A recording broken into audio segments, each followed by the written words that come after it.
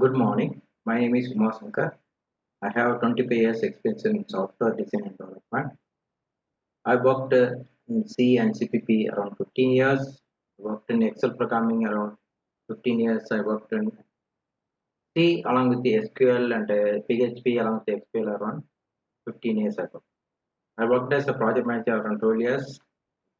I worked in many MNCs. I worked in Tata Alexi, Mindtree, Emphasis, and Harrison. I was working as a project manager around 12 years. So I completed my engineering in 1994. I got my PMP certificate in 2009. Then I completed my MBA in 2013. That's all about my introduction.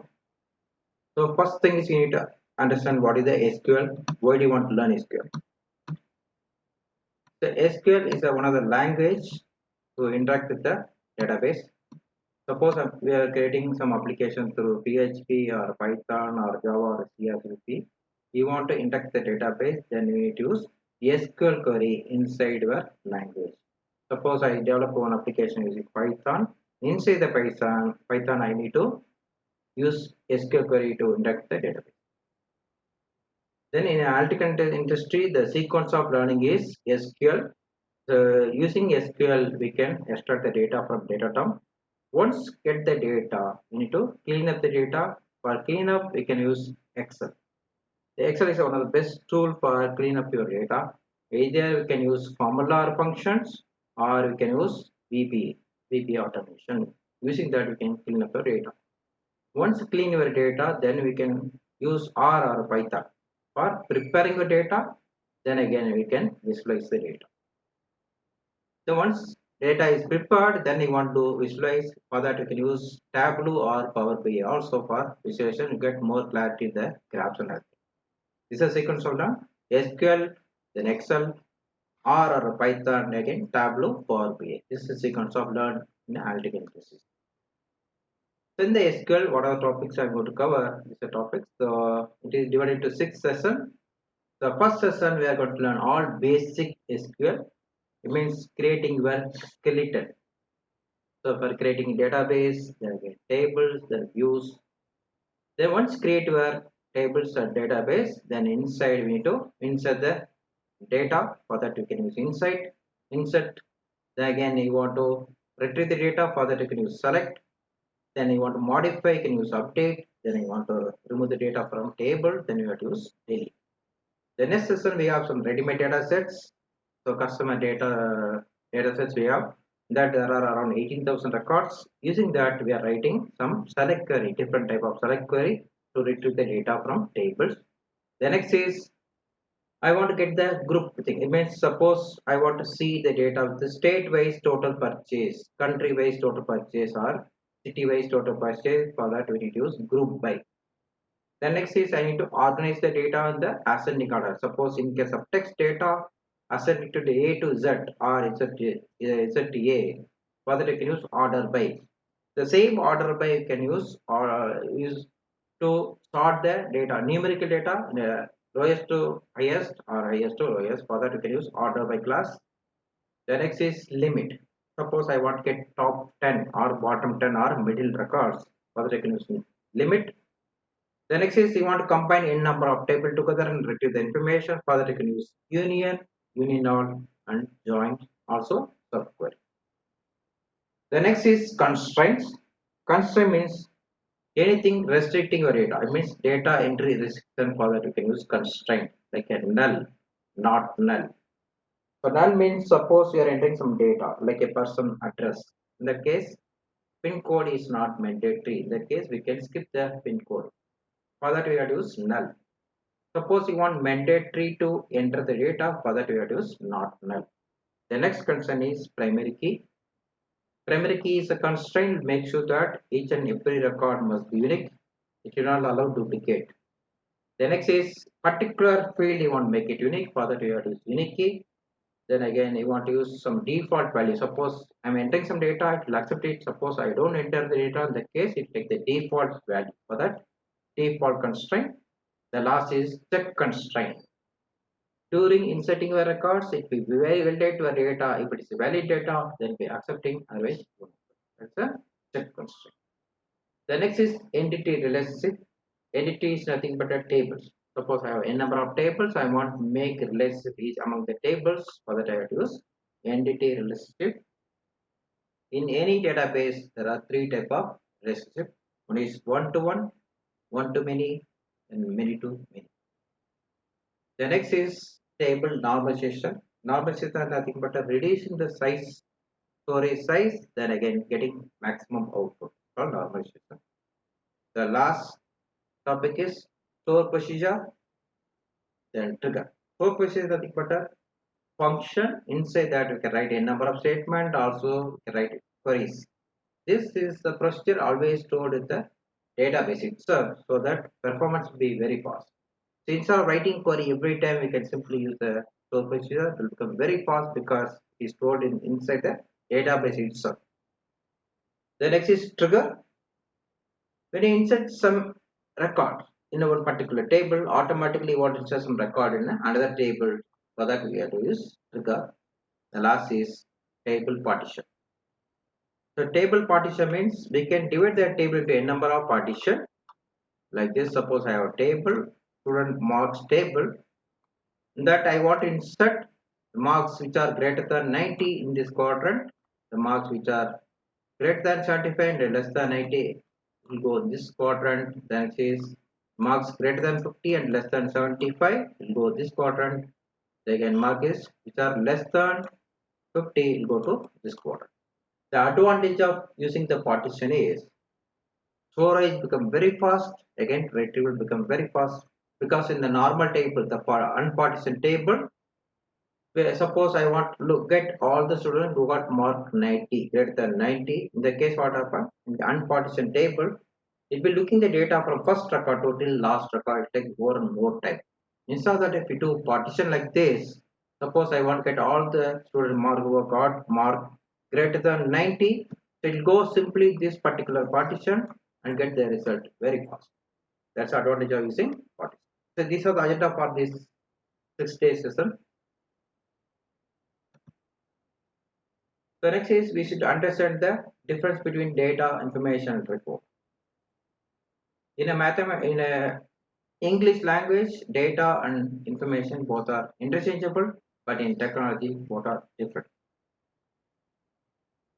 So data is nothing but a raw fact which we are observing, that is called data.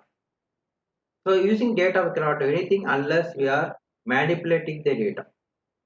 Manipulation means using the data we can do some kind of calculation, that's called manipulation. Once you do the calculation you get some result, that is your information. Suppose in case of construction, so laborers are laying the road. Again, so the total laid road is 10 meter. The next is that is your data. Next, I want to do some kind of to get some information. Further, I can say the number of layers laid this 1 meter.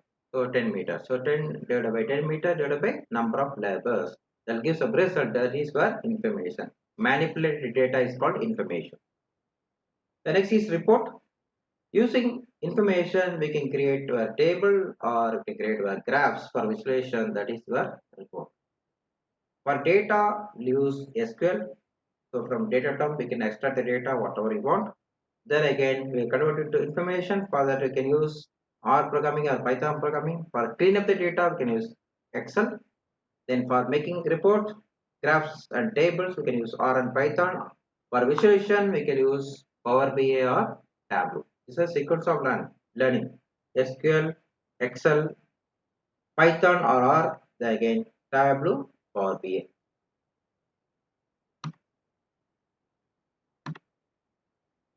The next is some terminology we have to understand that according to the database. First thing is, what is database? It's a collection of information in an organized format, that is called database. So once make it organized format, then we can access the data, we can modify the data, we can delete the data. Next is relational database. Relational database is nothing but a database only, but here data will be stored in the form of logical tables, in number of logical tables. If you want to get the information from all the tables, we have to make a relationship. Then we can retrieve the data. The next is DBMS, Database Management System. Database Management System is a software that organizes the data on the backend. That's called DBMS. Example is Foxconn. The next is RDBMS. RDBMS is nothing but DBMS, but here each and every tables we are making some relationship. That's a relational database management system. The example MS Access from Microsoft, MySQL from Oracle company, then again my MS SQL from Microsoft, again Oracle. So what is the difference between DBMS and RDBMS? In case of DBMS, data will be stored in the form of file. In case of RDBMS, data will be stored in the form of logical table. Here everything stored in the form of file, there is no relationship concept here. But in case of RDBMS, we have a number of tables, so we can make a relationship among the tables. In case of DBMS, it supports only single concurrent user. Only one user at a time can interact with the database. But in case of RDBMS, n number of concurrent users can connect to the server. So here all stored in the form of file. So normalization process cannot be done using DBMS. In case of RDBMS, we can do normalization. In case of DBMS, everything it has file format, but here everything it has logical table. So in case of DBMS, the concurrent user is only one. So low configuration software is more than software and hardware is more than enough. Like a system with the Pentium 2 processor with the 64 MB RAM, that is more than for running the low-end DBMS software. But in case of RDBMS, we need dedicated system with the 12 core processor, again 12 GB RAM is required. So these are the popular database available in the market. First is Oracle. So Oracle, they have two versions. One is Express Edition and there is Commercial Edition. The Express Edition only for learning purpose. Commercial Edition for real-time use. MySQL, again we have two versions. One is Commercial Edition and another is Commercial Edition. MS SQL again Express Edition and Commercial Edition. The Express Edition only for a free. They are giving freely for learning purpose, like a training and other purpose. MS Access, lightweight database. In case of MS Access, the concurrent user is only 255 user. For MS Access, separate license is not required. Once purchase license for MS Office, then MS Access will come along with this. PostgreSQL, it's an open source database. We can use for commercial also. We can use for personal. Next is IBM DB2, which is for commercial.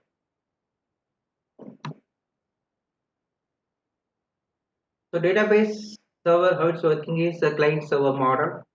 Client means any software get the request from the server, that is called client. Again, server means any software which respond to the client, that is called server. So database client could be command line version or J based. Command line means everything will type in the command line format, or J means in case button and other thing you click it, you can use. So in case of client we have Firefox, Chrome, you can use it, or you can use mobile app. All mobile app is called client, database client. Any server which is respond back, that is called server.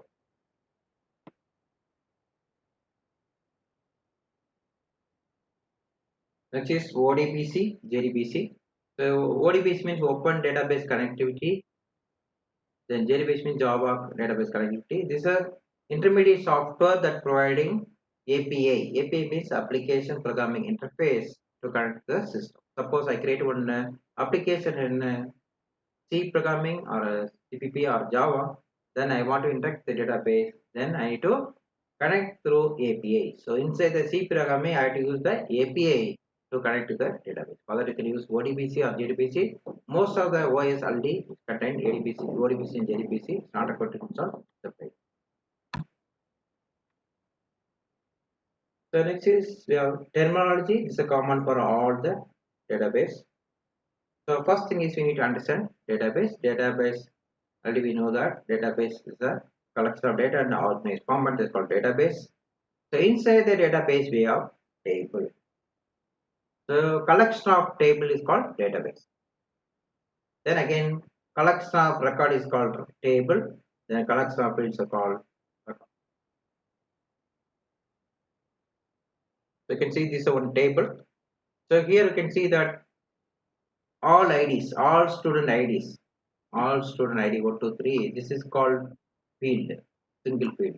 Field is nothing but a single piece of information about all the record. That's called field. They can see this is called name field. This is a location field. This is a pin code.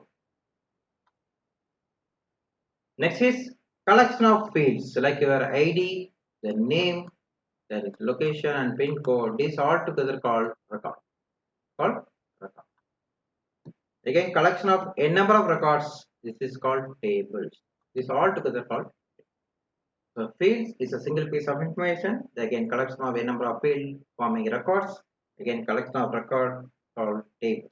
Again, collection of tables called database. Like a student management system, we have student table, teacher table, parent table, city table, then subject table. This all together called database. Database is a collection of tables.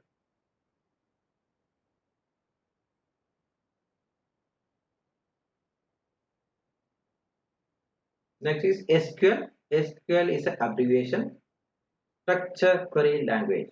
Also we call as SQL.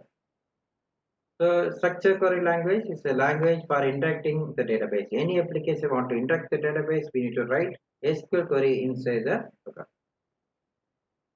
So again, SQL is case insensitive. It means we can write full caps or full small letters or mixed.